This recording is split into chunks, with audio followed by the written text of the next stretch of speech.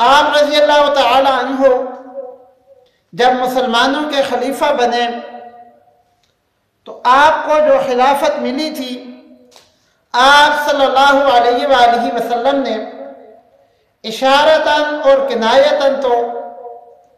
آپ رضی اللہ تعالی عنہ کو خلیفہ منتخب کیا تھا، لیکن صراحتاً یہ نہیں فرمایا تھا کہ میرے بعد تمہارے خلیفہ، تمہارے رہنما ابو بکر ہوں گے۔ صراحتاً یہ آپ صلی اللہ علیہ وآلہ وسلم نے نہیں فرمایا تھا، بلکہ آپ صلی اللہ علیہ وآلہ وسلم نے اپنی بیماری کے ایام میں حضرت ابوبکر صدیق رضی اللہ تعالی عنہ کو اپنے مصلی پر کھڑا کر دیا تھا، جس کا یہ مطلب تھا کہ اگر مصلی رسول پر رسول صلی اللہ علیہ وآلہ وسلم نہیں ہوں گے تو ابوبکر صدیق رضی اللہ تعالی عنہ ہوں گے۔ بہرحال جب آپ صلی اللہ علیہ وآلہ وسلم اس دنیا سے کوچ کر گئے تو انصار کے اندر یہ ایک بات چلنے لگی کہ مسلمانوں کا خلیفہ ان میں سے ہونا چاہیے۔ یہ بات صحابہ کرام رضوان اللہ تعالیٰ علیہم کو پتہ چلی تو وہ جہاں پر انصار جمع تھے ان کے پاس گئے،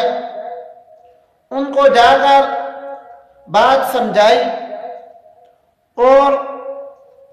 حضرت علی رضی اللہ تعالی عنہ نے سب سے پہلے حضرت ابوبکر صدیق رضی اللہ تعالی عنہ کے ہاتھ پر بیعت کی۔ یہ قبیلہ بنو ساعدہ کا ایک حجرہ تھا جہاں پر یہ ساری میٹنگ ہو رہی تھی۔ آپ رضی اللہ تعالی عنہ اس کے بعد 3 دن تک خلافت کے کام شروع کرنے سے کتراتے تھے۔ 3 دن تک آپ نے اپنے آپ کو خلیفہ کے منصب کے لائق نہیں سمجھا، بلکہ یہ کہتے رہے کہ آپ اس بات کا اختیار رکھتے ہو کہ اپنی بیعت توڑ دو اور اپنے میں سے کسی اور کو خلیفہ منتخب کر لو،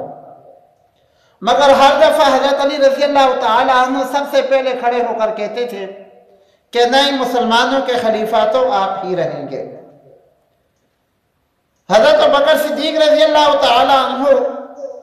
جب خلیفہ بنے، خلیفہ بننے کے بعد آپ رضی اللہ تعالی عنہ یہ اپنا معمول رکھنا چاہتے تھے کہ صبح کے وقت میں بازار جائیں، اپنے بال بچوں کی روزی کا اہتمام کریں، ان کا کچھ انتظام کریں، اور ظہر کے بعد جب مسلمانوں نے ان کو اپنا خلیفہ منتخب کر لیا تو مسلمانوں کے جو اجتماعی کام ہیں ان کے بارے میں کوئی تگ و دو کریں۔ ایک دفعہ ان کو حضرت عمر اور عبد الرحمن رضی اللہ تعالی عنہما نے بازار جاتے ہوئے دیکھ لیا تو پوچھا کہ اے ابو بکر کہاں جا رہے ہو؟ ابو بکر رضی اللہ تعالیٰ عنہ کہنے لگے کہ بھائی بازار جا رہا ہوں، میرا جو کام ہے تجارت کرنا، میں اپنے پیشے کے لیے جا رہا ہوں۔ تو ان حضرات نے کہا کہ اے ابو بکر، اگر آپ وہاں جا رہے ہو تو مسلمانوں کے امور کون دیکھے گا؟ آپ کو تو ہم نے خلیفہ بنایا ہے۔ تو حضرت ابوبکر صدیق رضی اللہ تعالیٰ عنہ کہنے لگے کہ اگر میں مسلمانوں کا خلیفہ ہوں، میں مسلمانوں کے امور دیکھوں گا تو میرے بچوں کا انتظام کون کرے گا؟